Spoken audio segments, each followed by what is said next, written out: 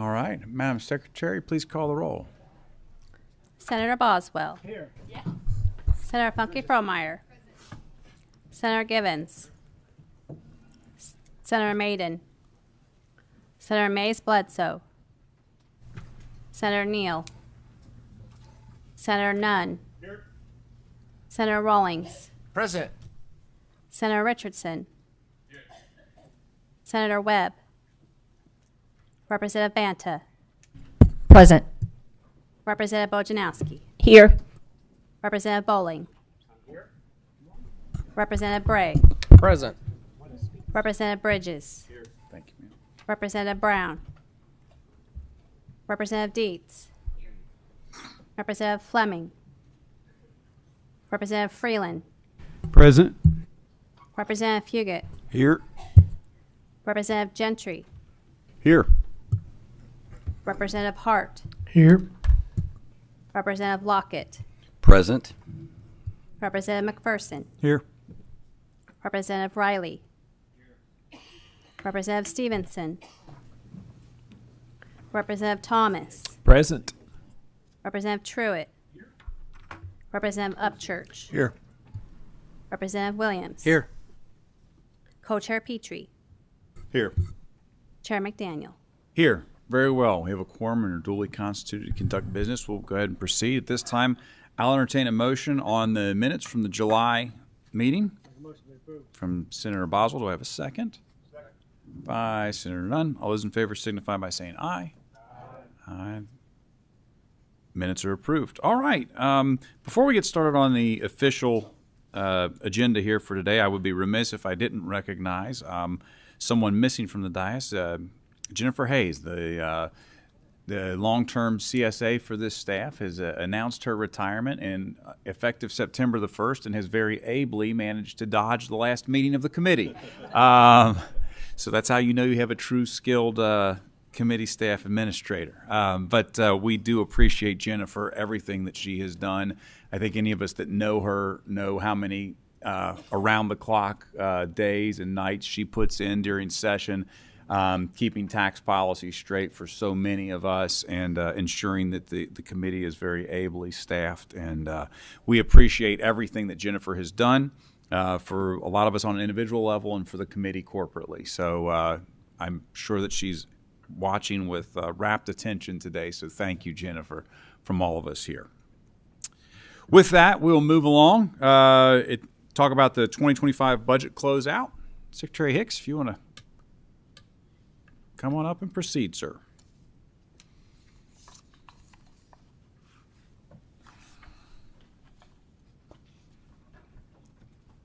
Do you have any guests you want to bring up, or just go it alone? Mr. Chairman, a little bit later in the agenda, I will bring up another guest. I might ask for somebody to give me a little hand here to get the PowerPoint going. In the meantime, let me just add to your accolades of Jennifer Hayes. She was an able member of the Office of State Budget Director. I don't know if your mic's on, John. She was an able part of the Office of State Budget Director in our tax policy areas, and years in the Department of Revenue, making sure things were done right. And so we will miss her as well. Thank you. All right, appreciate it. Thank you, Mr. Chairman, members of the Appropriations Revenue Committee. Want to give you a little brief summary of how we finished the fiscal year that just completed, fiscal year 25, on the general fund and the road fund. Give you a little updates on the revenues, on the amount of surplus and what we did with it. And then I'll ask Commissioner Lisa Dennis from the Department of Community-Based Services to come up and help me, because the chairman has asked us to talk about a particular item that came out of the Reconciliation Act at the federal level. So first, let me take a run at showing you the fiscal year's revenues for the general fund. The actuals on the left-hand side compared to the estimate. You can see at the very bottom, the revenue surplus we would call is $131 million, but I want to point your attention to several items on there. The individual income tax and the sales and use tax, and the corporate income and limited liability entity tax. We call it the major business tax. You can see the two negatives are offset by the big positive. Let me talk a little bit about the big positive. That $1.8 billion in corporate income and LLET blew away any record we ever had before. That's at least $500 million more than any number we've had before. So we're very pleased to have that. It's a symbol of, of business profits primarily, but it was an unusual situation, and I'll talk a little bit more about that. On the sales and use tax, when the CFG, the Consensus Forecasting Group, puts its estimate together, in December of 23, we had just come off some really good years of sales tax growth, and so when you incorporate in some ways the trend line that had combined with other structural models that our forecasters use, we kind of had an estimate of a 4% growth rate. And I'll show you the growth rate here in a minute. It was you see the change there, it was 0.3. It was flat, right? But the estimate was 4%. On the individual income tax, I'm going to talk a little bit about that in a minute, because there's some things that are moving around inside that that I want to talk to you about. But in general, we're always very happy to have a revenue surplus, right? We're watching every dime as we come into June, and happy to see that. And I'll talk a little bit more about that. This is a little bit of the recent history of the growth in general fund revenues since fiscal 21. You can see we had those 2 big years, unexpected, and they enabled us to build up our budget reserve trust fund to record levels. And that was coming out of COVID, and you can see that's not a budget to estimate. That's simply the growth in revenues at the time. And you can see a more modest amount of general fund growth in the subsequent years, concluding with that $130 million, which happened to be about equal to the revenue surplus, because the forecast had revenues for fiscal 25 being about the same as what they actually ended up in fiscal 24. So here's a little year-over-year comparison by tax type. You can see where the sales and use tax was basically flat. The individual income tax, I'll talk about in a minute. But you can see we estimated $1.2 billion for business taxes and got $1.8 billion.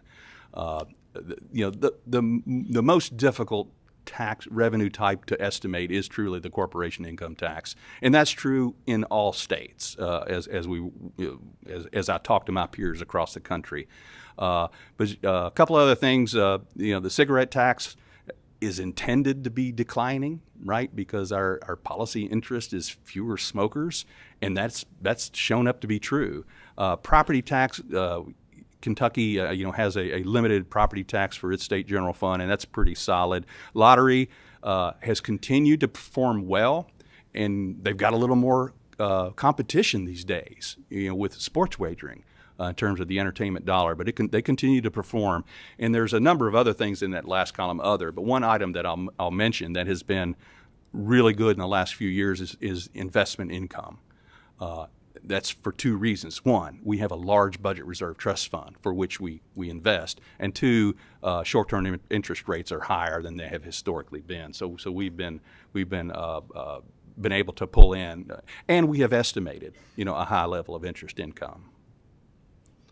So let me talk a little bit about the 2 taxes that underperformed the estimate: the individual income and sales tax. So the individual income fell 8.4%. That's a large decline, but we also have an estimated decline as we step down on income tax rates. The pass-through entity tax that you all passed as a mechanism to assist business owners to deal with the state and local tax limitations at the federal level. That has, that's another way of paying the individual income tax, and you can see a significant drop from fiscal 24 to fiscal 25. And of course, some of that drop was expected because the fiscal 24 contained in some form a couple of tax years of payments. And it also means that the timing of getting credits for the payments of pass-through entity tax sometimes crosses fiscal years. In essence, the payment may occur in fiscal 24, but the credit may occur in fiscal 25. And so as time wears on, right, we're going to get better at understanding the relationship in timing between payment and credit. And as my colleague Greg Hockenreiter has testified to you all before, there are a number of ways, that this is affected. For example, estimated payments, right? If you know you've got a credit that you've already banked from the pass-through entity tax, you're going to have a lower estimated payment. Non-resident withholding is another element where people will pull back on because they've already banked a credit that they're going to get forthcoming. So it's just been more difficult to get the timing straight. Now, also the key feature of that was the income tax rate fell, effective calendar 24, and so we expected some declines in the income tax for that. Right. But the last bullet is something we pay close attention to. Despite the rate reduction of 11%, withholding only declined 4%. Well, that tells you what that payroll growth is built inside that, and so we continue to monitor that. Because it's an important indicator for us, particularly it's a real-time indicator of how things are going out in the economy. So let's talk about in the end, we finished with a $313 million surplus, general fund surplus. $131 million of that was the revenue surplus I just showed you. We had more fund transfers than budgeted, and that's mostly FEMA reimbursements. We were trying to guess. I know I've talked to Representative Petrie about this, about how to guess the timing of receipt of FEMA reimbursement. The answer is roll the dice. You get it. But the combination of what we've received in the last 2 years compared to what we budgeted in the last 2 years is similar, right? It's just the timing was a little bit off. But we got $35 million more, and there's more coming. There's a significant payment from FEMA related to the Eastern Kentucky floods in the summer of 22 around debris removal that we have not yet received. And so we know there's more coming. And when we do, in the budgeting world, the statute dedicates a portion of the severance tax revenues to local governments, and so we appropriate the estimated amount. And when the actuals come in, we adjust the appropriation. So the actual severance tax revenues fell below estimate, and so we lowered the appropriations, and that contributes to the surplus. And then lastly is net lower spending, about $133 million in general fund appropriations that were not expended and lapsed is the term we use to the ending balance. So $313 million general fund surplus, not as big as the $1 billion we've had in the last several years, but we're always happy to have a $313 million surplus. And so what do we do with that, right? And this is governed by the executive branch budget bill, the general fund surplus expenditure plan. And so we use $62 million for the necessary government expense, those non-sum specific. The biggest piece of that is with military affairs, the response to emergencies, and FEMA disaster match. I think that was about $49 million of that $62 million. We also do forest fire suppression. There was about $3+ million in that. And there's some other things, guardian ad litem payments. The provision in the budget bill says if the appropriation's not enough, we go to necessary government expense, and a couple of other items that are incorporated in that. And then the rest, the $251 million, is deposited to the Budget Reserve Trust Fund. So let me walk you through the Budget Reserve Trust Fund, where it was and where it will be. We started at the end of fiscal 24, the beginning of fiscal 25 with $5.2 billion, and that was after you all appropriated $500 million in the 24 session for fiscal 24 items, House Bill 1 and Senate Bill 91. So $5.2 billion, and then in fiscals 24 and 20, actually there's a typo there, it's 25 and 26. You've utilized $2.6 billion of that, again through House Bill 1 and Senate Bill 91. And at the end of last year, we had a little surplus that we put in, $15 million. In the biennial budget you enacted in the 24 session, you appropriated directly to the Budget Reserve Trust Fund $874 million. So a big increase while we still had the money. And then this $250 million deposit from the surplus. So the result of that is, I use the phrase unobligated balance rather than cash balance because you've appropriated some of that money in the current year, fiscal 26. So with all that being added up, you've got $3.76 billion unobligated at the end of fiscal 26, which roughly counts to about a quarter of our general fund revenue estimate, which is we usually use rainy day funds or budget reserve trust fund divided by general fund revenues or general fund appropriations. That's a very common metric. And so again, a historically high number for that. So we're still in great shape in terms of our reserves. Let me talk a little bit about the road fund. Much smaller, $1.9 billion actual, so a $38.5 million surplus in the road fund, and that was very positive. The top two lines are the ones that matter most, right? The motor fuels tax, the gas tax, and the motor vehicle usage tax, or basically the sales tax on the purchase of vehicles.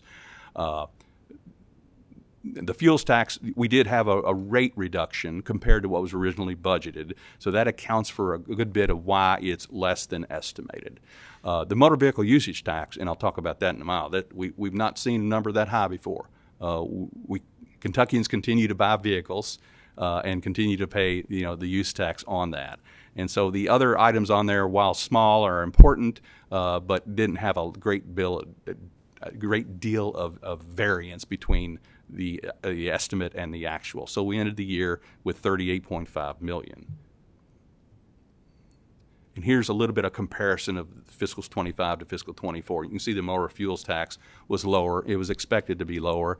You can see that motor vehicle usage tax was 7% higher than the record it set last year. And so we've got record on record there. And so the other taxes are fairly close to what they were in the prior year. And let me talk about, so those two top taxes I talked about, fuels and usage, make up the bulk of the road fund revenues. We set a new record, as I mentioned, on the motor vehicle usage tax, 719. That's a fifth consecutive record-setting year. And so that has buoyed. And I will say this, across the country, it is partly common to have this fund source in the road fund. Not every state does that. Some states take the equivalent of the sales tax on the sale of vehicles and puts it in the general fund. Well, Kentucky, for long standing, we put it in the road fund. So you can see how much that it contributes to the road fund. Out of $1.9 billion, it's $700 million.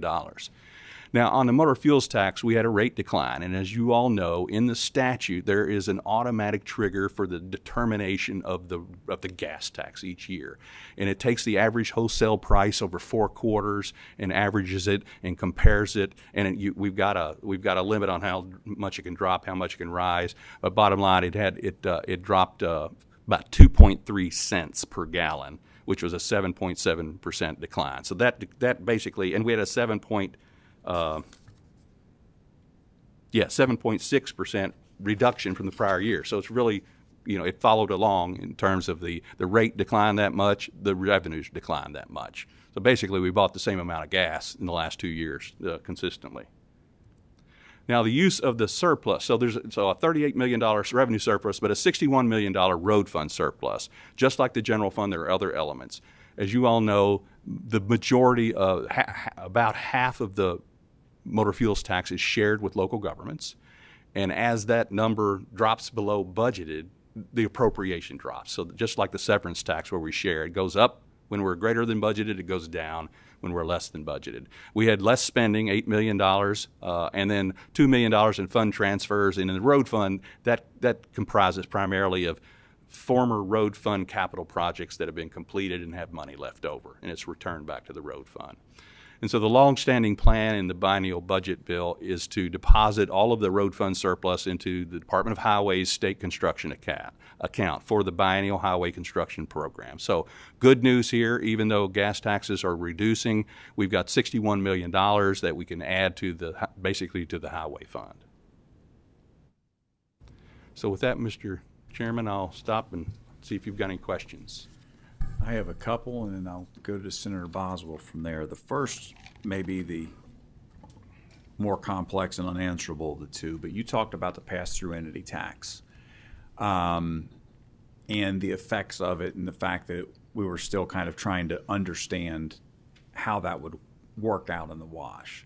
Do we have any kind of a baseline estimate of the effects of that at this point, or is any other state, because obviously we're not the only ones that came up with the pass-through entity, right?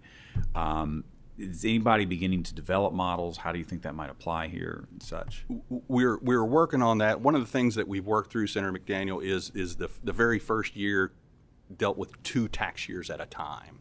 And so that created a history that isn't very, forecastable as you move forward in time. And so we're working, I know my staff is working with the Department of Revenue and trying to untangle that. But the unknowable, right, is how much in declaration payments are less because they've got a credit that's going to be coming their way. There's no way to record that, right? It's not on a tax filing.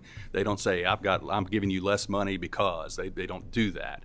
And so that's one of the biggest problems. We can look at things like non-resident withholding. It's not as big a piece, but it's something you can measure and look at about that. But it's gonna take some time. Let me just say, to build a history of that.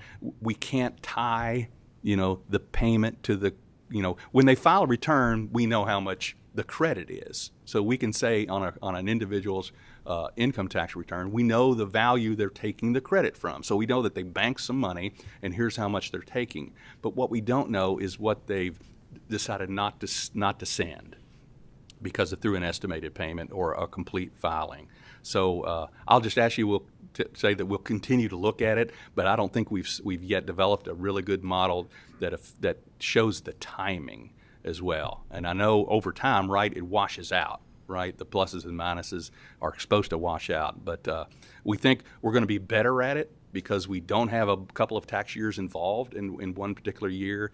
But it's and my colleague Greg Harkenrider and his staff, they work with the Federation of Tax Administrators, and they talk about this. How are you figuring out? Because the first set of states was the Northeast, right, that started setting the pass-through entity tax, Connecticut and Massachusetts and New York, and then and so the structures are not always the same, but they're similar, right? And so we'll continue to learn from one another. Is all that I can say about this, and trying to get a little smarter about it. Okay, and then the second question is, with the delayed filing date because of the emergencies and the federal declaration. Yeah. We obviously will continue to receive filings up through, I believe, November the 15th. Is that correct? November or December, yeah. Okay. So that being said, will there be a need for restatement on the revenue side of this, since some of that technically should have been fiscal 25 revenue? Well, understand your question. The first thing that comes to mind is about how much is that? Right? How much didn't get paid because they took advantage of the delayed filing payment? Now, when talking with the Department of Revenue, their first view is that not a lot of that took place, right? You still had the federal filing deadline, and so they didn't. We don't believe that that is a great big number. Now, we won't have any.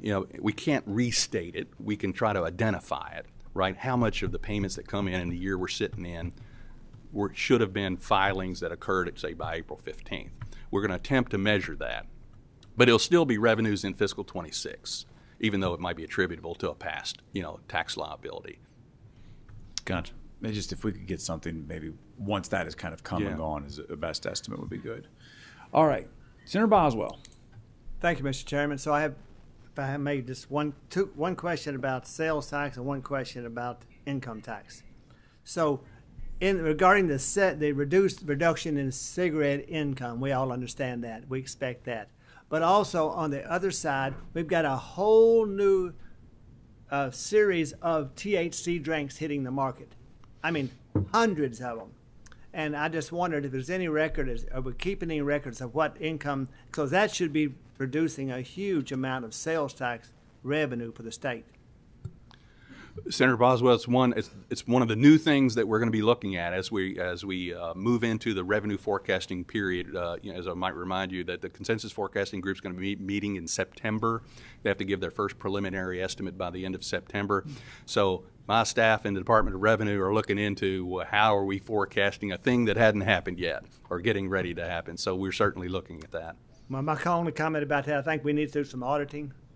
And so the second, if I may. So my second question has to do with income tax. So I most recently reported what I heard is a number that may not be accurate. I've heard that there are approximately 52,000 people that are in Kentucky right now that will say illegal immigrants. I don't want to get into all that, but except only in regards to the income tax.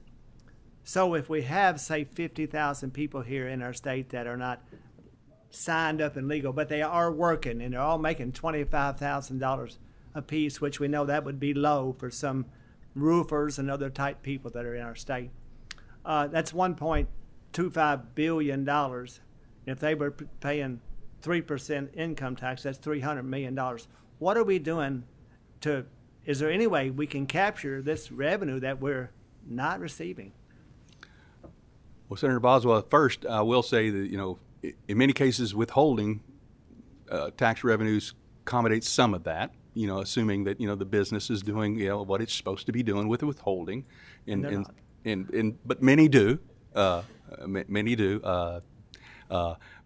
But then I would have to refer to the Department of Revenue in their collections efforts in terms of how do they try to, not just particularly identifying I'm just making that a one. point. Yeah. I know you don't have an answer, but I think it's something we need to look into because it's happening. Thank you. Thank you. Very well. Co-Chair Petrie. Thank you. Thank you, Secretary Hicks. Thank you so very much. Good presentation. One quick point of interest. Do you have offhand what the income was from investment income? I know you referenced it. I'm just wondering if you had it. If you don't, I will get it later. 300? Give me just 1 second. I'll have a number for you. Very good. Yeah. And then if I may, Mr. Chair, I'll move to a second piece. I just want to point this out, and I want to make sure that I'm accurate more than anything else. So if you look back on slide number 4, and I hope get to 4, I think that's it. I believe so, yeah. So 4, and you go FY25, and you go, oh my, the revenues are the smallest in growth in several years, and that automatically starts to turn the stomach and go, oh my, what are we going to do? But I do want to point out something. All numbers have context around them. So we've got the lowest year of 131.9 in FY25 for general fund growth.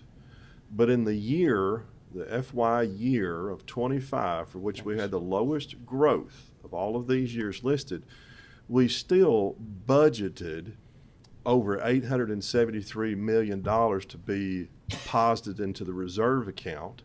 And because of the slight growth above estimates and the slight lapse of funds, we had over $251 million deposited into the reserve account. And so for the FY25, where we had the slowest growth because of budgeting, majority of it budgeting, and a couple of other things smaller in scale, we still deposited over $1.1 billion into the reserve account combined. Is that fairly close? That's exactly close.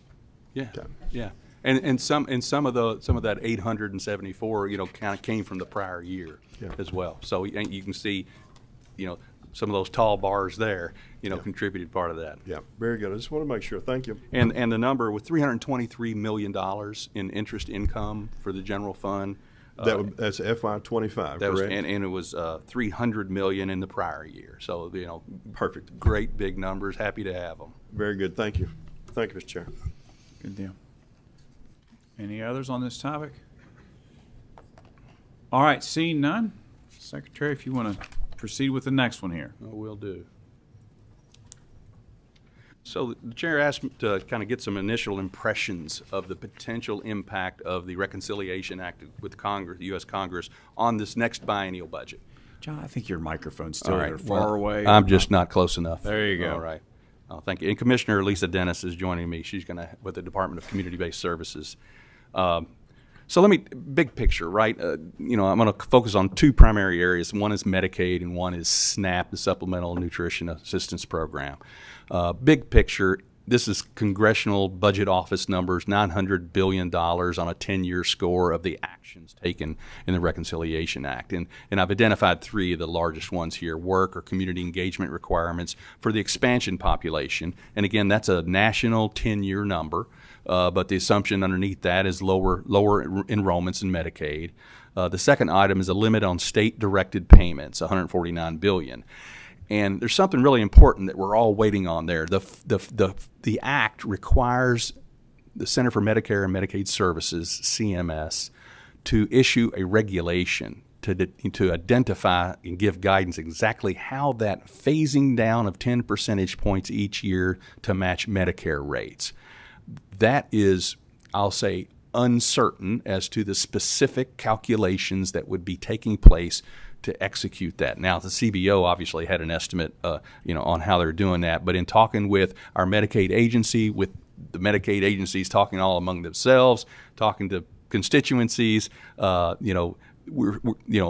a key thing that's going to happen that we haven't seen yet. How do they measure that 10 percentage points each year for a total payment rate, which is the statutory phrase? And so I'll mention the effective date of that here in a minute. But I would, for the rest of the committee members, at the last Medicaid Oversight Advisory Board meeting, you had a person from the National Conference of State Legislatures do a really good job with summarizing the key pieces of the changes in Medicaid for that. So I would commend that presentation to you. I use it all the time. I keep it in my portfolio because it's well done. Lastly is an eligibility redetermination every 6 months for expansion population. Right now is every year, and now they're going to do it every 6 months. And so there's a cost savings associated with that, with the assumption being some lower enrollments associated with that more frequent determination of eligibility.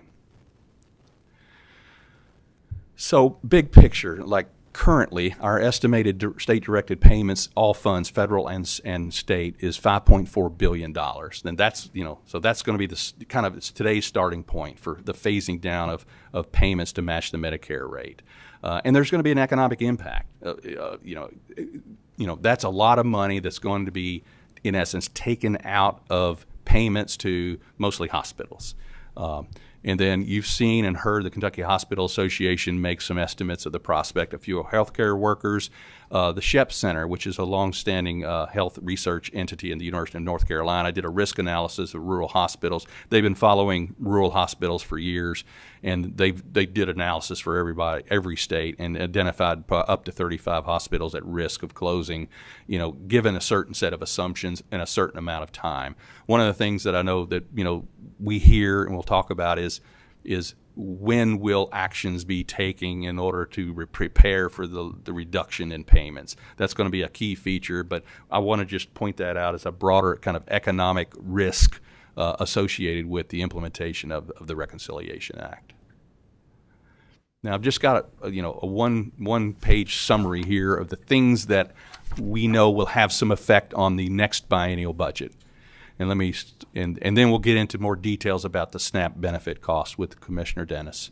First is a SNAP administrative cost. For years and years, it's a 50-50 split between the states and the federal government. And the Reconciliation Act changed that to be, we're going to now pay 75% of the administrative cost instead of 50%. And that goes into effect October 1, 2026, federal fiscal year 26-27. So that's going to hit both fiscal years of this next budget. Based upon what we've been spending to date, it's about $50 million more in the first fiscal year of the next biennium, and about $66 million more in the second year. And so that's a have to, right? We're assuming that we can't reduce the administrative costs by substantial amounts, it's going to be an incremental hit on the general fund. The bigger potential issue is the next one, the SNAP benefit costs.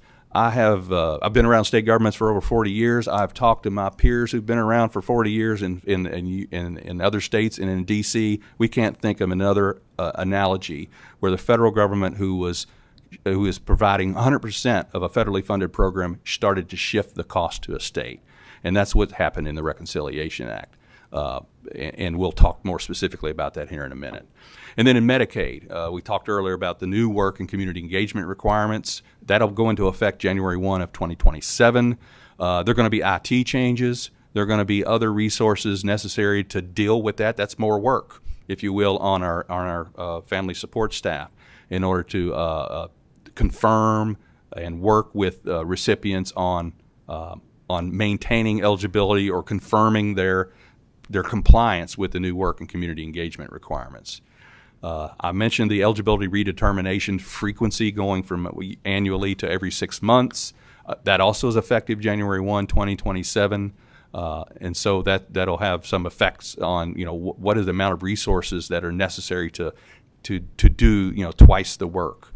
And then the Rural Health Transformation Fund, in the Reconciliation Act, there was funding for that. Each state's going to get at least $1 million, and Secretary Stack made sure to say that each approved state, we have to have an application in by the end of December in order to be approved. And we're waiting from CMS to get the guidance on what that application includes. So we've got the law. There was some brief information at the Medicaid Oversight Advisory Board on, well, what are eligible uses and what are the intent of that.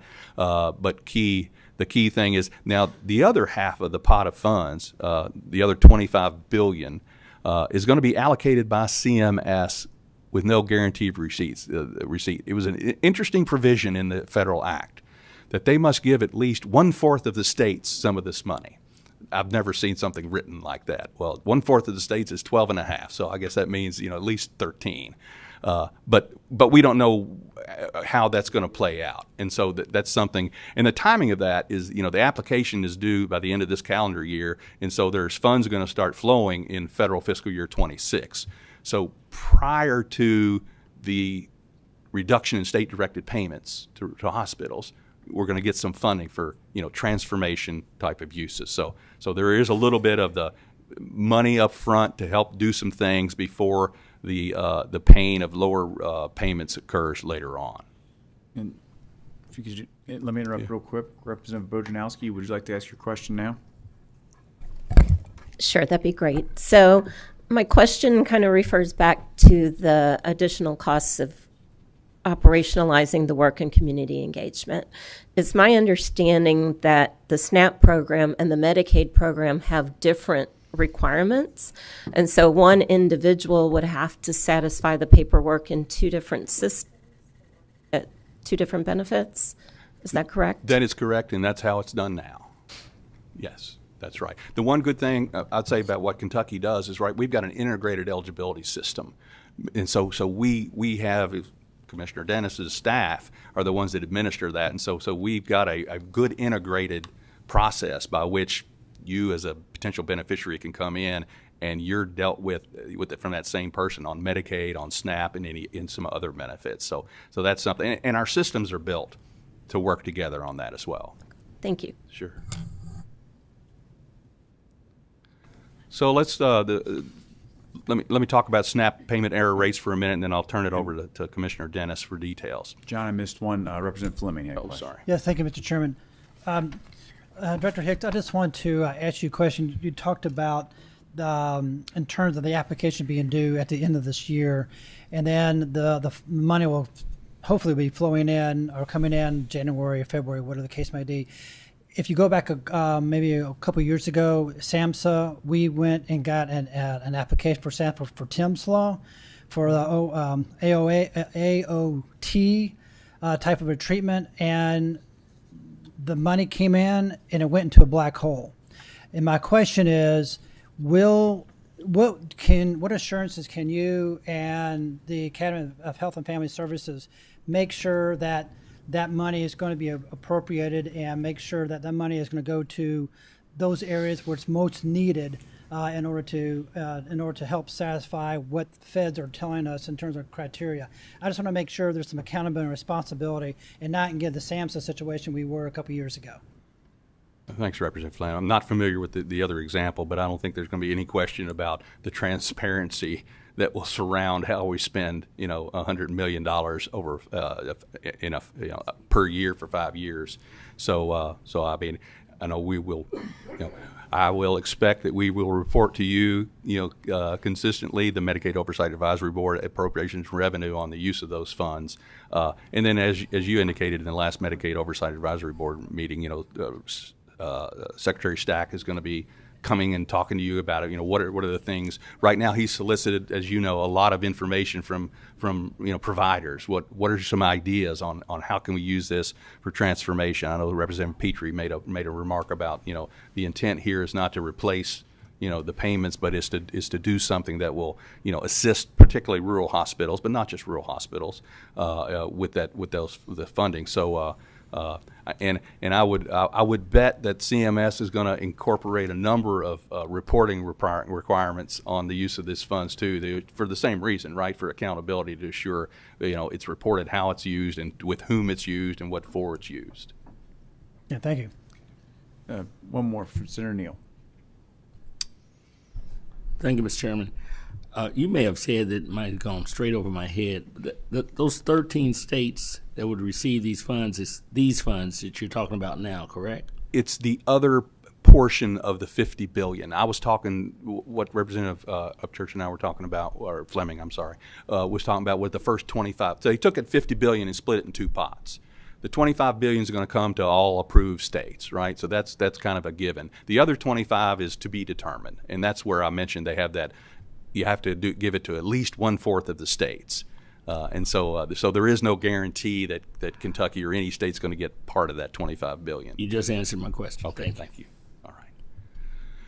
So going back to the SNAP share of benefits, we pay out roughly $1.2 billion a year in Kentucky for SNAP benefits. And so starting in federal fiscal year 28, or October 1, 2027, there is, they'll call it a penalty. I call it a state share, right? So they have a graded level of shares, and they're basing it upon a payment error rate. Well, there has been a SNAP payment error rate since there's been SNAP, right? And it is, and Commissioner Dennis will talk to you about that. But here's the deal, is that if you got an error rate under 6%, it's still 100% federally funded.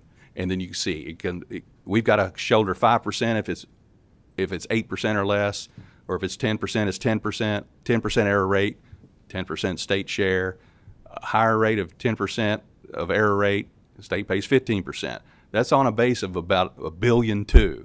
So, so 10% of $1.2 billion, is $120 million.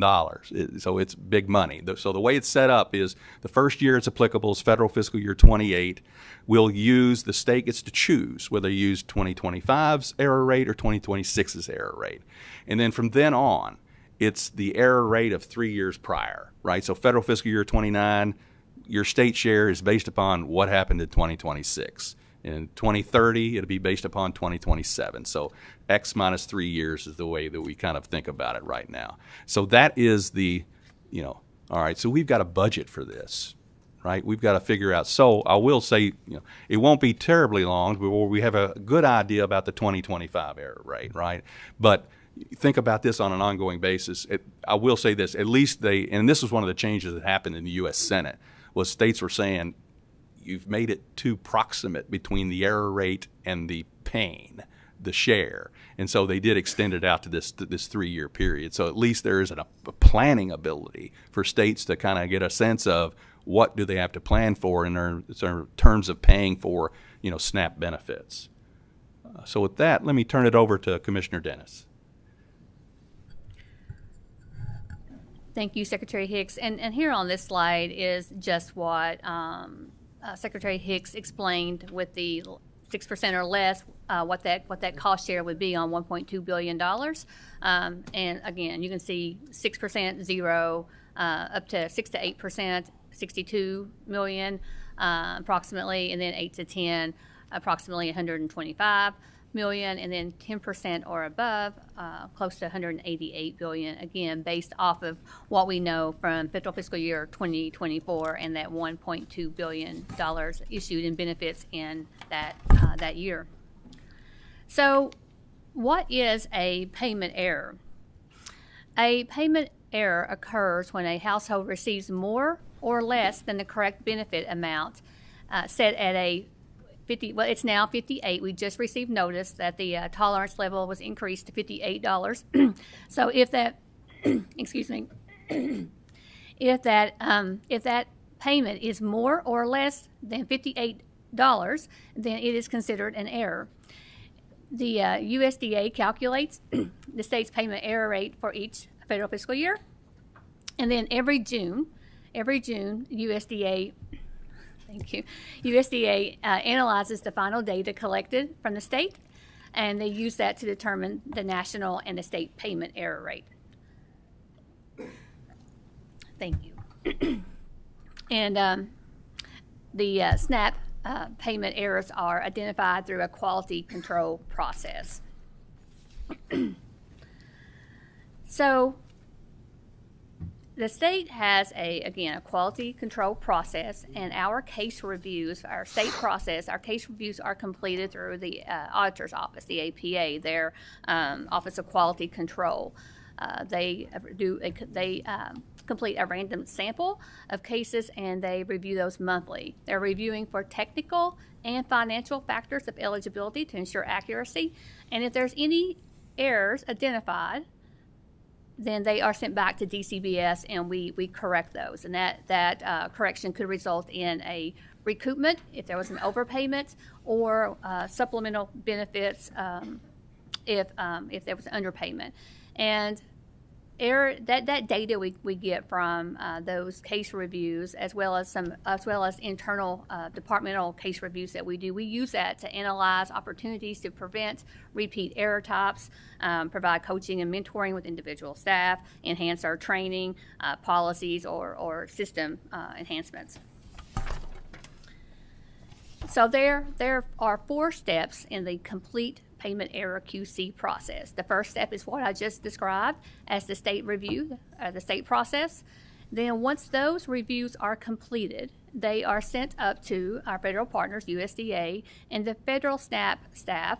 They They select from that those case reviews as subsample, and they re-review for accuracy. And again, if there's any errors found even during that process, again, it's sent back to the state to correct.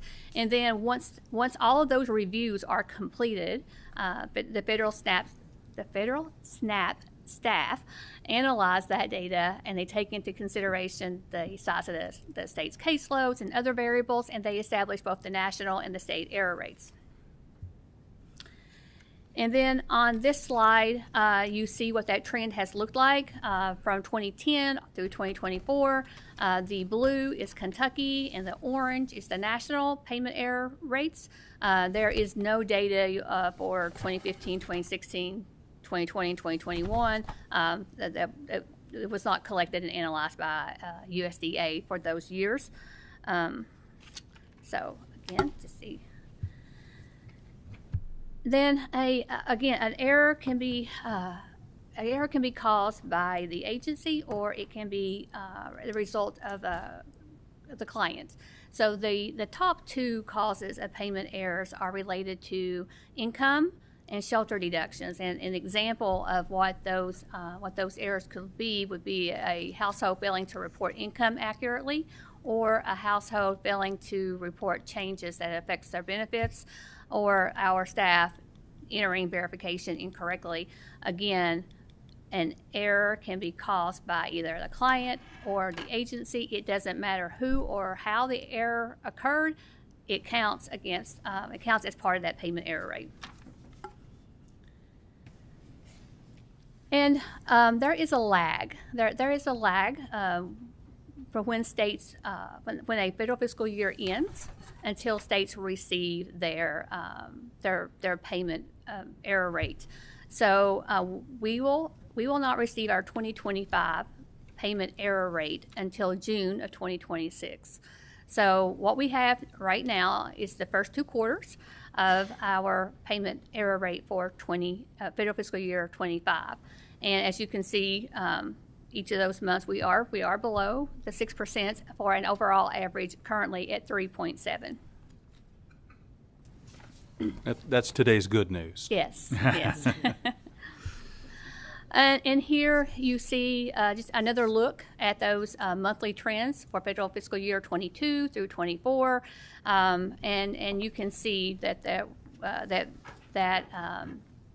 looks different from month to month, and we had there was a pretty significant increase around 2023, but that, if you recall back from the previous slide when you're looking at the national trends, that was true again on the national landscape as well.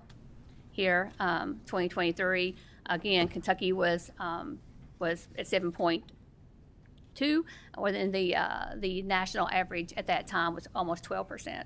So again, this was not This was not just happening in Kentucky; it was happening on the national landscape as well. And why some of the factors that contributed to that? As we were coming out of the pandemic, and there was flexibilities in place that impacted our payment error rate. We had temporary federal policies that, again, contributed to an increase in SNAP error rates, not just in Kentucky, but nationally as well.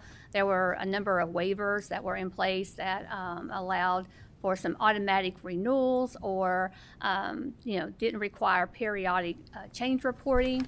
Our quality control. So when QC completes their reviews, they're not just reviewing what's in DCBS's case files.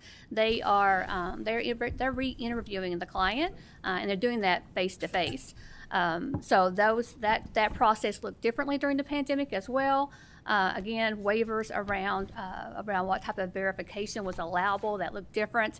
And then at the same time, DCBS, like many other agencies in 2022 and 2023, we had a significant staffing issue, a lot of turnover. And as we are coming out of that staffing turnover period, we have a lot of new staff. The good news is that we are seeing those positions be filled, and we are retaining those staff. But again, you have a workforce that is very new and still a lot of training needs. And during that same period of time, while we were experiencing staffing issues, we had staff that were carrying an increased caseload. So all those things together has contributed to that spike in 2022, 2023. Okay. Well, I'm going to start us off here with some. You're finished, correct? Yes. All right, Commissioner. I'm going to start us off with a question that actually is. It started with a different question, but you sort of answered it with your second to last slide there, which was what are we going to do to get our error rates down? Mm-hmm. Right? Because obviously, second year, as it stands currently, has the potential to have a significant impact to the budget. Correct, and we were looking at our quality control process, our case review process, even before HR 1. And I think we're seeing our data trend in the right direction, but we are again looking at that data we receive not only from QC, through the auditor's office, those case reviews, but we have a number of reviews that are in place within the department. So how do we use that data? How do we use that to enhance practice and policy? Look at our system, where is there opportunity for some system changes and enhancements? Also, looking at how we can improve practice overall, and so that work had began even before HR 1, but we're continuing to do that now with our statewide leadership team. So that's some of the things that we're doing right now. And my second question to you, kind of as a follow up on that, in looking those months that you provided those for, there's no usual spike or decrease. I tried to look at January or June or September, and they were up and down just year to year. So, I mean, will you be in a place of comfort when we go to draft a budget to say, hey, we're pretty confident our error rate will be below this, and so so the impact might not be as severe in that second year? I think that's hard for us to say. As you can see, with a caseload of around 300,000 cases, and a sample size of around 1,000 cases that are reviewed every year, it's hard for us to say that. We are working diligently again around ways to improve some of our policies and working with our staff and through system enhancements, et cetera. But it's difficult to answer that question. Okay. And let me just add, I have the very same question, Senator McDaniel, which is, as we see further months get information here, right? We're going to do a probability analysis. What's it going to take to keep us, at zero, in terms of the state share, and so as we move a little bit deeper into this calendar year, that's one of the things we're going to be looking at, because you can see right there we're under 4%, for those months. So, you can quickly calculate, well, how much more would it take to get us to some share, right? And so, so it just, we're at least going to have a few more months of information, let me just say, before the budget has to decide, do we have to put some money in for fiscal 28 associated with the share or not? Because we get to pick, like, it'd be great if 2025 stays right where it is, right? We don't have to worry about 2026 for the moment. We really do, because it'll affect 2029. But, it'll at least give us a little more certainty as to the probability. Yeah, we will have one more quarter of data before. Okay. Representative Lockett. Nope, you're good. Okay. Senator Nunn. I think you kind of got to my question, Senator McDaniel, but I do want to ask, are there other agencies and systems in the Commonwealth that could provide you with the data that you need to do eligibility reviews? And if so, does your system communicate with those, have the necessary integrations or anything like that? For example, if someone's drawing unemployment insurance and they now come off unemployment insurance, is your agency made aware of that? Would that change your eligibility?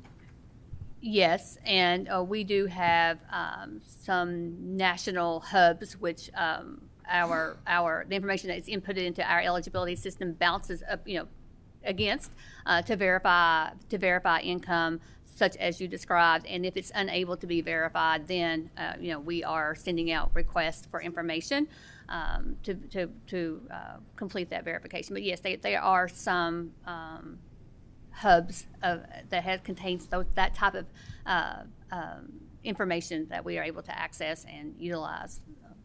Okay, thank you. Because you talk about the turnover. When you have significant turnover, like you described, you need system level controls to intercede there. Okay, thank you. And Senator, let me just add, we're going to be doing a similar analysis for Medicaid eligibility. What are the data sources that we have accessible to that perhaps we're not using yet? That beyond what the federal data hubs and like UI data is a perfect example of, we've got it, and we're going to figure out how we can best use it to just avoid, the lack of data. Senator Funky Fromeyer. Yeah, that's a great lead into kind of the question on my mind is we're perhaps going to need to find some efficiencies as you're looking at picking up a greater percentage of the administrative cost, but also a greater responsibility on us as a state to drive towards full employment. Is there, and I look at the SNAP as a supplemental nutrition, is there some shifts that perhaps you're already considering, maybe coordinating with other cabinets to help with full employment?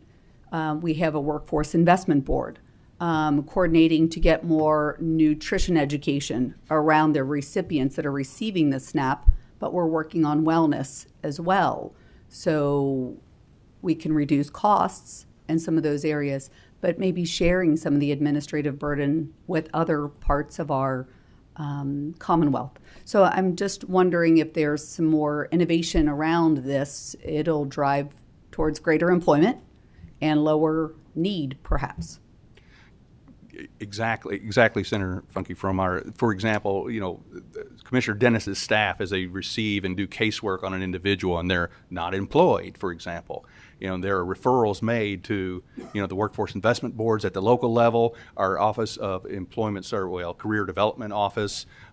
So we agree. We want to strengthen those relationships so that the whole person, the whole household can be benefiting from that. That also include training and education in some cases there. Well, I'm afraid we're still so siloed as we're looking into this on the MAHA task force. We're even seeing that perhaps we've got such great nutrition coming out of our extension offices that are in practically every county, as well as public health facilities that are in practically every county. And perhaps we're just too siloed where we go about working on the income eligibility, the employment coaching and encouragement and so forth. Perhaps we're just too siloed and very eager to look for ways of having a more complete blood pressure check while we're coming to pick up our SNAP benefit. And we agree with that. One of the unfortunate things in the Reconciliation Act was the elimination of a SNAP education program. that the extension offices were involved with. So, but you're right. We're gonna look at everything we can do to, one, make sure that people are eligible stay eligible, and that the referral system across entities is efficient. But one we want to continue to look at, because we agree with you about same thing we do with re-entry from our adult correctional institutions, right? We want to improve the process of gaining a job, before or soon thereafter release for the same reasons. Now, Commissioner, if I'm not mistaken, was there a delayed implementation on this for certain states as part of the bill, or does everybody share the same implementation date? At one point I'd heard that some of the states had a delayed implementation. There's a lot. I can't remember what happened with Hawaii and Alaska. Alaska and Hawaii, there was something. There was something. There's Both of those had previously very high error rates. I remember just seeing a list right there. So I forget what the accommodation was, but there was something. Okay, very well. Co-Chair Petrie. Thank you, Mr. Chair. We have talked about Medicaid issues and Medicaid Oversight and Advisory Board, so I'm going to try to focus in on the SNAP side for the moment. Admin costs, a share increase, as well as the benefits cost. On the benefits side, one, we're all rooting for you. Pull that error rate down, keep it down. It looks like it's doing good now when you look at the historical, and as I understand from the federal viewpoint also, Kentucky is not a bad outlier of a higher error rate historically. So this is something that is within control to address and keep it below that 6%, which helps everybody. So is there anybody here not in favor and rooting for the executive branch to figure that one out? Yeah, everybody's here for you. If there's anything that we can do to assist, please say so. Stay out of the way, get involved, change something, say so. We want to help with that. Number two, on the admin costs, before I leave the benefit, I'm not going to ask you what things you're going to take in more detail than Co-Chair has already asked on how do we make sure that error rate's down there. But on the admin costs, we're going to shift from 50% to 75%. So we could bring the error rate down by putting in a $500 million system, but that's going to bring our admin costs up. And how we're going to administer that program and blah, blah, blah. So it's a little bit of pushing on a balloon you got to watch for. Anything that you have in your thought process of how we could bring the admin costs down is my preferred question. My secondary question is how we can keep the admin costs from increasing too much. I hope that you say we're working on things now to bring down admin costs because, as you've explained, that share is changing. So if those admin costs stay the same, we know we have an increased share that we pay for. If those admin costs come down, then we can mitigate that increase some. Any thoughts? Anything at this point? And if not, that's fair. No, I would add, and we didn't include it here, Representative Petrie, that the Reconciliation Act expanded the work and community engagement requirements for certain SNAP recipients, right? So it increased the population that would be susceptible to that. So that, that's moving in the other direction, as you might understand. So no, it's one of the things. You're exactly right. Between the, what can we do to make sure the error rate's lower? You've got a 75% hit, on that marginal dollar, and so we're going to be, I'll say, challenged to deal with both sides of that equation. Perfectly fine, and I'm going to leave it as I know you're going to try.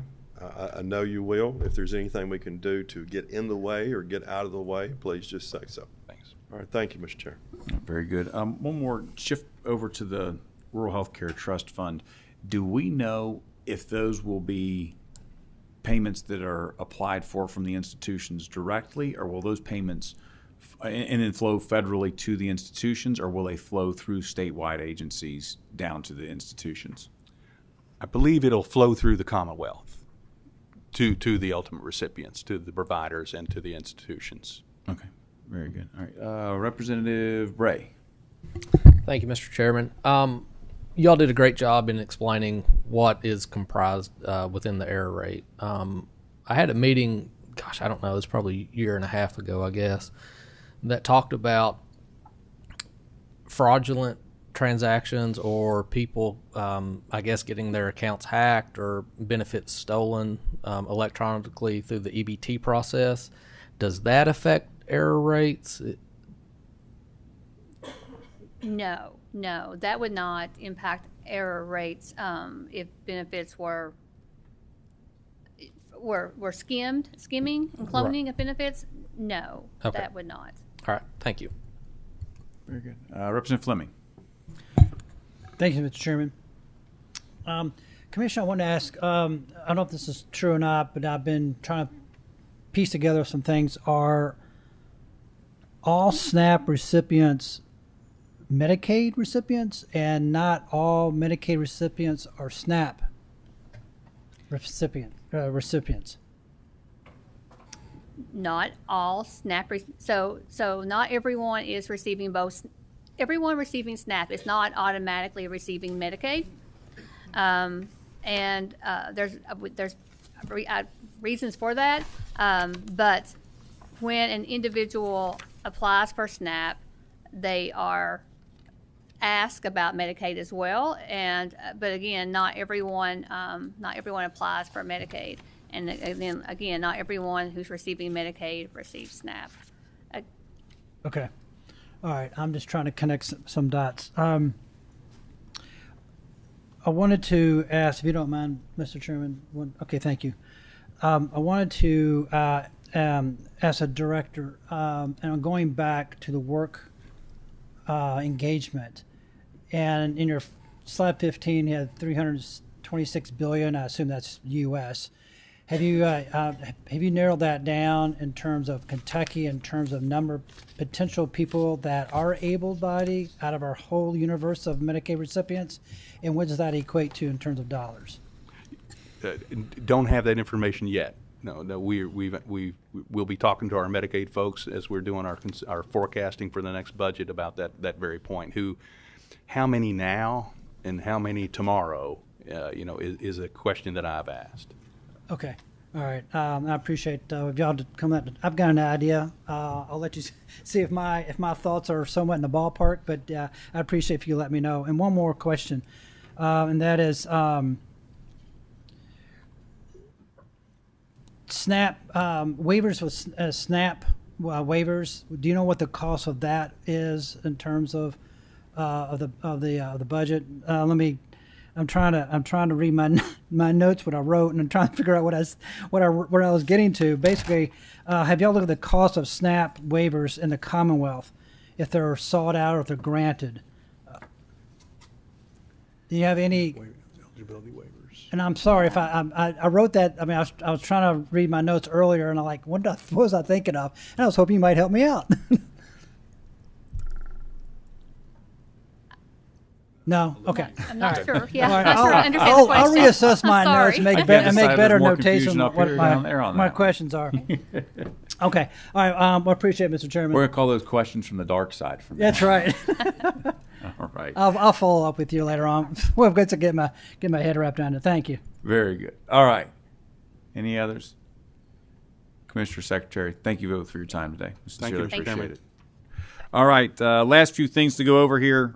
We did receive some correspondence from Jenny Bannister on interim allotments. I'd encourage everyone to take a look at those. And also there were some reports that came over through Katie Jenkins for July reports.